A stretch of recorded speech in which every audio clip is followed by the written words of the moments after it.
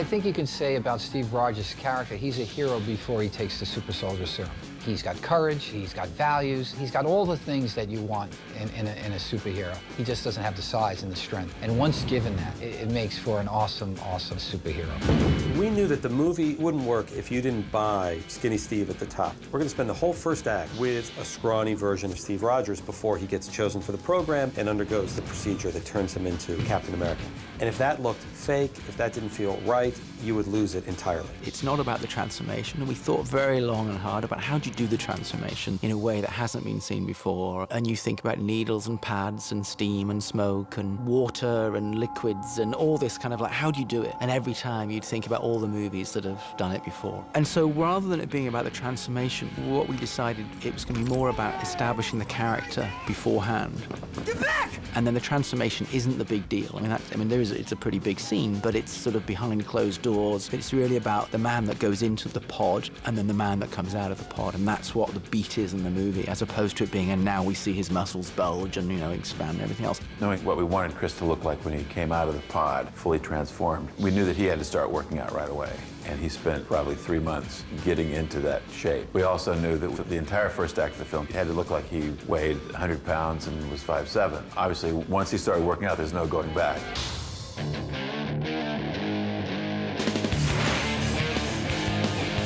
Steve Rogers is supposed to be 98 pounds. He's very tiny. And then when he turns into Captain America, Chris Evans looks pretty remarkable with how he worked out and where he took his body to. So that's a tough one that we've had to do a lot of reference shooting. It's always a balance of trying to see, okay, what will work and what won't. We sat down at the very beginning and we said, well, it's not really a visual effects movie, is it? Nah, it's just a movie. It's a movie. It's a buddy pick, and it's a superhero, but he doesn't really have that many superpowers. He jumps a bit, he's stronger, but it's not really many visual effects. And then you turn around and we're probably going to be, I don't know, 12, 13, 1,400 shots, taking the original photography of Chris Evans, thinning him down, and just by frame, painstakingly reshaping his entire body for the first third of the movie. We discussed all sorts of things. Are they different actors? No. Well, do you do a Tom Hanks Castaway thing? Well, our schedule wouldn't allow time for Chris to get that skinny and bulk back up again. So we started looking at a number of effects processes to get it done. All CG came up.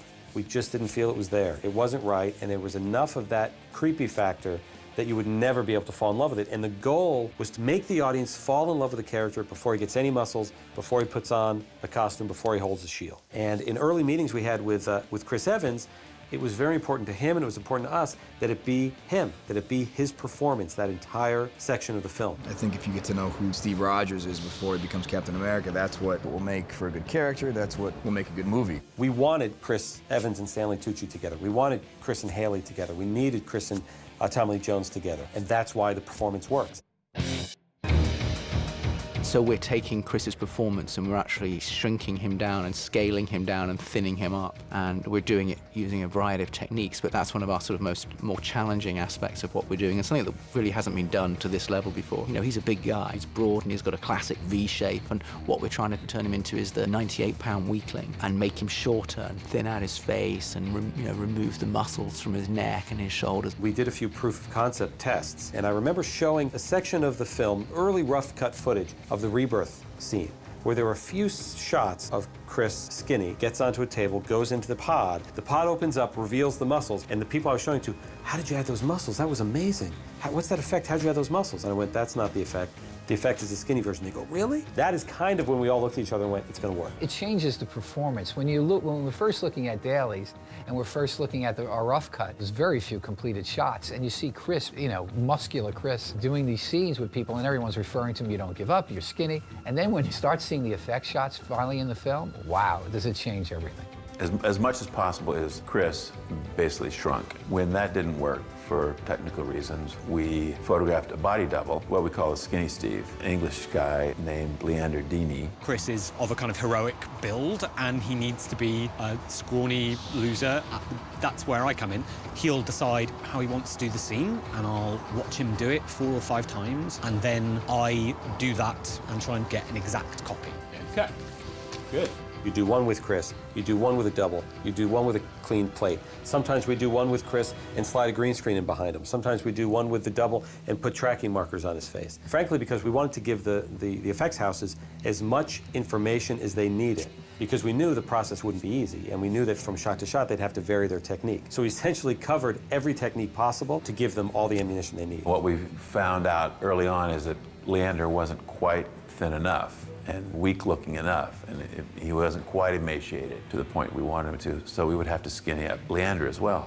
And sometimes when we skinny Leander, Chris's head would be wrong. It's amazing how just a matter of millimeters will make him look like a completely different person. It's been probably the hardest thing for us to achieve, because not only are you trying to make someone look small and you're trying to make him look believable, but you're also trying to make him look consistent. And from shot to shot, depending on the lens that you used when you photographed it or the lighting, that can change things dramatically. And because there's so many shots, it's not like we can give them to one artist and say, you know, make all these shots look like the same guy. They have to go to several different artists. We employ 8 or 9 companies currently, and we've got them in 3 continents. And some of those companies will have upwards of 300-400 people working on this. There's a lot of work and a lot of an incredible amount of energy and effort goes into every single frame in the final movie. You know, you really are concentrating on every single pixel. So they're constantly comparing notes and trying to make them look like the same person. So if the lighting is different, the angle is different, and the weather is different, it changes just enough so that suddenly you shrink him down and it's not the same guy.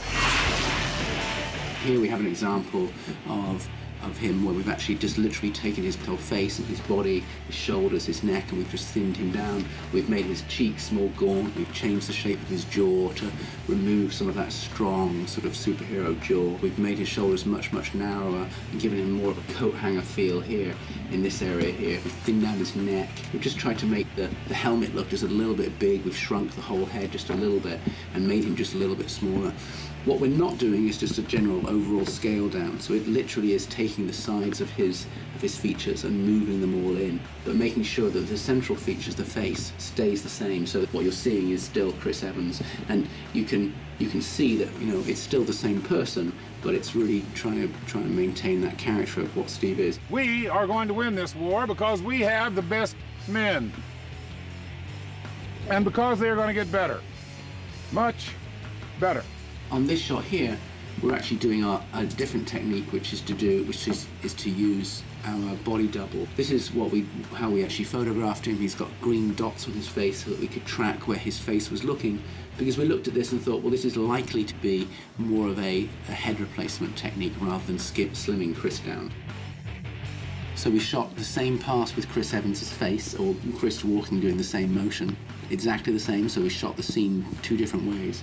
And then we took Chris's head and we placed Chris's head onto the Leander body. You're beginning to believe that, it's Chris walking towards us, but it's a very, very small version of Chris. You still recognize that it's Chris Evans, and yet it's unfathomable that is half the man that he really ends up being in the movie. Visual effects really have to be on point. If they look silly, the illusion is shattered. But you really feel like it's me. It's kind of interesting how visual effects touches so many different aspects of filmmaking nowadays, and there's so much that we can do. Just as maybe you start to think you see what the trick is, in the next shot it's a different trick. So you can't quite grasp it, so it must be real. It's pretty original and pretty fantastic. To the little guys.